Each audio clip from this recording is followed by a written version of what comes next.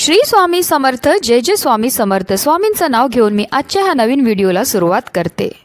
यंदा 15 नोव्हेंबर म्हणजेच शनिवारी आहे उत्पत्ती एकादशी.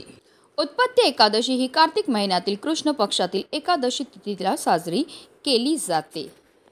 पुराणात उत्पत्ती एकादशीचे महत्त्व विशेष मानण्यात आले आहे. मान्यतानुसार देवी एकादशीचा या दिवशी भगवान विष्णूंच्या अंशातून जन्म झाला होता. पौराणिक कथेत सांगितले आहे की एकदा भगवान विष्णू योगनिद्रेत होते. जेव्हा मुरा नावाचा राक्षस त्यांच्यावर हल्ला करणार होता तेव्हा भगवान विष्णूंच्या शरीरातून एक देवीचा जन्म झाला. त्यांनी मुरा नावाच्या राक्षसाचा युद्धात पराभव केला. यावर प्रसन्न होऊन भगवान विष्णूंनी देवीला एकादशीचे नाव दिले आणि वरदानही दिले की जो देवी एकादशीचे व्रत व पूजा करेल त्याला जीवनात सुख आणि सौभाग्याची प्राप्ती होईल.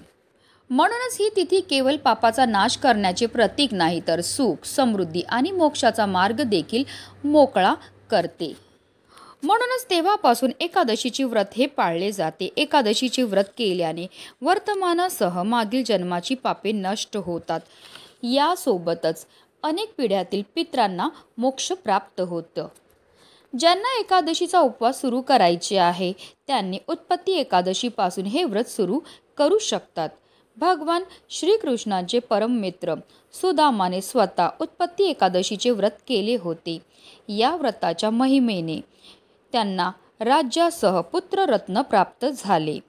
असे मानले जाते की या दिवशी व्रत केल्याने व्यक्तीला भगवान विष्णू, देवी लक्ष्मीची कृपा प्राप्त होते.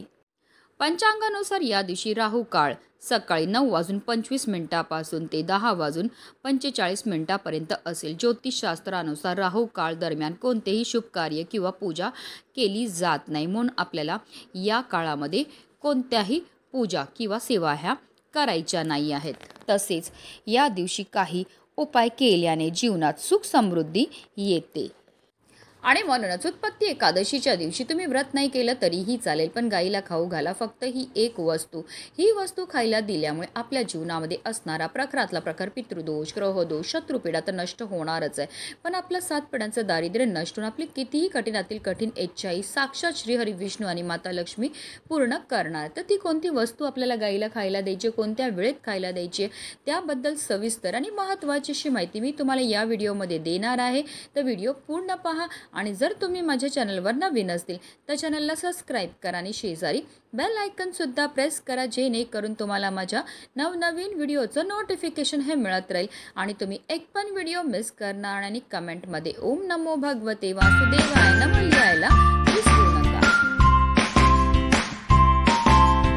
उत्पत्ती एकादशीच्या दिवशी आपल्याला सकाळी ब्रह्ममुहूर्तावर उठायचं, अंथरुणामध्ये श्रीहरी विष्णू आणि माता लक्ष्मीचं स्मरण करायचं, आंघोळीच्या पाण्यामध्ये गंगाजल टाकून आपल्याला स्नान करायचे. त्यानंतर स्वच्छ वस्त्र परिधान करायचे. जर शक्य असेल तर लाल किंवा पिवळ्या रंगाचे वस्त्र परिधान करा. त्यानंतर आपल्याला सर्वप्रथम देवघरामध्ये दिवा हा प्रज्वलित करून घ्यायचा आहे. कारण कोणतीही सेवा किंवा कोणताही उपाय जर आपण अग्नीच्या साक्षीने केला तर त्यामध्ये आपल्याला निश्चितच सफलताही प्राप्त होत असते.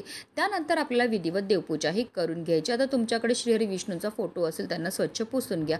आता मूर्ती असेल तर तामणामध्ये घ्या. त्यांच्यावर तुम्ही जलाभिषेक किंवा पंचामृताने अभिषेक हा करून घ्यायचा. प्रत्येक पळी पाणी अर्पण करताना ओम नमो भगवते वासुदेवाय नमः या प्रभावी मंत्राचा आपल्याला जप हा करून घ्यायचा. त्यांना स्वच्छ पुसून पुन्हा त्यांच्या स्थानावर ठेवायचं. त्यांना चंदन लावून घ्यायचं आहे. त्यांना पिवळी फुलं, पिवळी फळं अर्पण करून घ्यायची आहेत आणि त्यांना आवर्जून आपल्याला तुळशीचं पत्र हे अर्पण करायचं. हे तुळशीचं पत्र अर्पण करताना आपल्याला आपल्या मनातली इच्छा ही बोलायची. असं केल्यामुळे आपली कितीही कठीणातील कठीण इच्छा ही साक्षात श्रीहरी विष्णू पूर्ण करतात. त्यानंतर त्यांना आपल्याला पंचामृताचा नैवेद्य हा दाखवायचा. जेव्हा आपण नैवेद्य दाखवणार त्यावर आवर्जून आपल्याला तुळशीचं पत्र हे ठेवायचं. कारण जर आपण श्रीहरी विष्णूंना नैवेद्य अर्पण केलं आणि त्यावर जर तुळशीचं पत्र नाही ठेवलं तर तो नैवेद्य श्रीहरी विष्णू ग्रहण करत नाही. एवढं महत्त्व आहे तुळशीचं.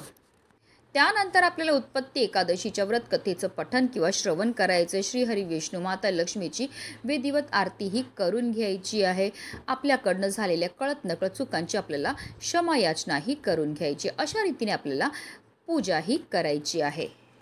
आता हा उपाय आपल्याला कधी करायचा, तर हा उपाय आपण उत्पत्ती एकादशीच्या दिवशी अगदी सकाळपासून संध्याकाळपर्यंत कधीही करू शकतात. कारण हिंदू धर्मामध्ये गाय, गंगा आणि गायत्रीला अनन्यसाधारण असं महत्त्व आहे. गायीचा जन्म हा समुद्र मंथनातून कामधेनू गायीच्या रूपामध्ये झाला होता. त्याचबरोबर माता लक्ष्मीचा जन्मसुद्धा समुद्र मंथनातूनच झाला होता. म्हणूनच गायीला माता लक्ष्मीचं स्वरूपसुद्धा म्हटलं जातं. गायीच्या शरीरामध्ये 33 कोटी देवी देवतांचा निवास असतो. गाय 11 रुद्रांची आई आहे, 8 वसूंची कन्या आहे, 12 आदित्यांची बहीण आहे आणि अमृतरूपी दूध देणारी आहे.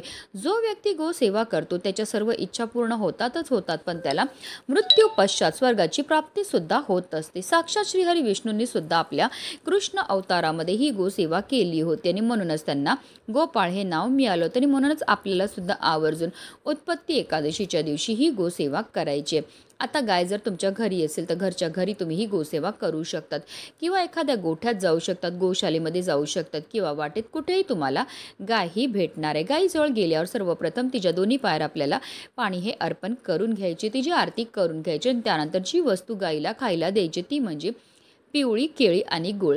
गाईला पिवळी केळी खायला दिल्यामुळे आपल्या कुंडलीतील गुरुग्रह हा बलवान होतो आणि जर आपल्या कुंडलीतील गुरुग्रह बलवान झाला तर त्यामुळे आपल्या जीवनामध्ये असणाऱ्या ज्या आर्थिक समस्या त्यापासून आपल्याला मुक्तता तर मिळते, पण आपल्याला कोणत्याही क्षेत्रामध्ये अपयशाचा सामना हा करावा लागत नाही. तसेच गाईला गूळ खायला दिल्यामुळे आपल्याला ग्रहदोषापासून मुक्तताही मिळत असते.